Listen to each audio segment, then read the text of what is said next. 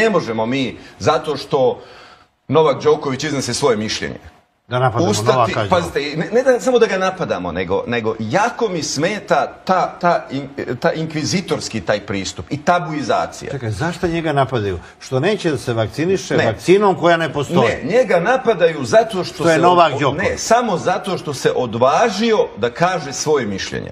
Napali su ga zato što ne prihvata tabuizaciju. Mi imamo jednako, dakle, kao što smo imali u srednjem vijeku inkviziciju, mi sada imamo određene trendove koji će pod plaštom izgovora, ne znam ti, zaštite zdravlja, nije bitan više izgovor. Ali kazati, znači, ne dopustiti da iznesete svoje mišljenje. Čovjek je, 2 puta sam pogledao, čovjek je jednostavno kazao, ja nisam protiv vakcine, ali se zalažem za pravo izbora, pod 1, i drugo, zalažem se zato da znam šta mi se ubrizgava. Pa ja ga podržavam. Evo, neka zna Novak Đoković, sad ga više podržavam nego kad je pobjeđivao.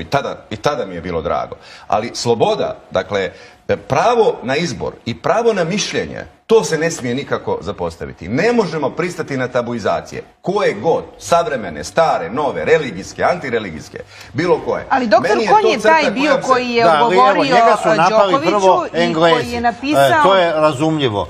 Odavno nijedan teniser iz Britanije nije ga pobedio. Međutim, to da se Srbija priključila napadima na Đoković, to nije normalno. Nije to Srbija, ne bih se ni tako složio. Ja moram samo dodati samo da je doktor Kon na taj njegov komentar rekao samo imaš jako veliki uticaj zbog toga što jesi taj kosi, plašići se da će to biti nećemo vakcine. Jer znamo koji mi problem u društvu imamo sa vakcinom, koji smo imali problem sa MMR vakcinom. Danas imamo taj problem. Molim vas, neki imamo. Problemi sa bilo čim, uključujući vakcine, se ne mogu rješavati tabuizacijama, naredbama i nemoj ti ćuti, ti ne smiješ o tome da govoriš.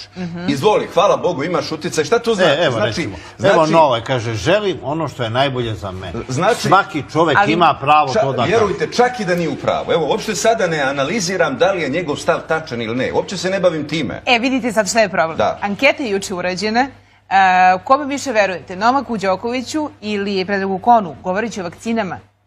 Mnogo veći procenat je od naših sugrađana rekao je veruje Novaku Đokoviću. Logično. Ali kako dođemo do toga da vezano za vakcinu više verujemo vrhunskom sportisti nego vrhunskom epidemiologu? A kako nije? Poenta je u tome da je on se odvažio da se suprotstavi talasu, trendu. Neki mali čovek ne bi mogao ovo da kaže. Šta bi se desilo? Kazao bi, ali ne bi bio čuven. To je poenta. Ne bi ga niko registrirao. Ma ne bi bilo bitno. Ali ovdje je sad, vidite, upravo i ta formulacija, prevelik imaš uticaj. Znači, kad imaš prevelik uticaj, pa podržiš ono što je, dakle, trend, onda je super, onda ti svi veličaju, ti si sjajan, ti si naša ikona, ti si i tako dalje. Ne, molim vas. A ako imaš jeretičko mišljenje, ti si gotov. Upravo to. Prema tome, molim vas, mi na ovome, dok god imamo ljudi odvažnih, pogotovo sa velikim uticajem, mi imamo šansu. I meni se to, evo, pored cijelog našeg haosa na Balkanu, meni se to dopada.